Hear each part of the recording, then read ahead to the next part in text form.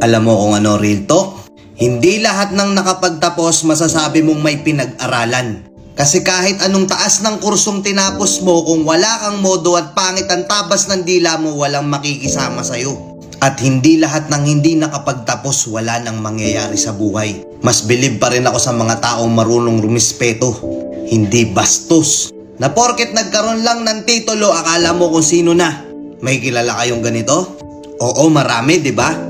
Na akala nila porket may hawak na silang diploma, bida na sila kagad. Pwede na nilang tapak-tapakan yung mga taong hindi nakapagtapos.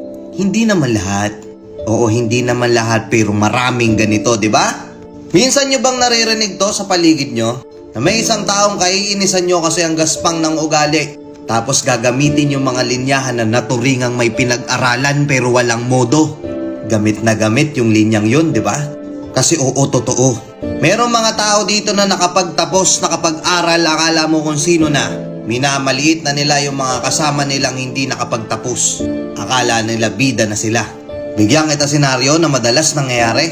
Nagkita-kita kayo ng mga kabatch mo noon. Ano purpose kung bakit kayo nagkita-kita?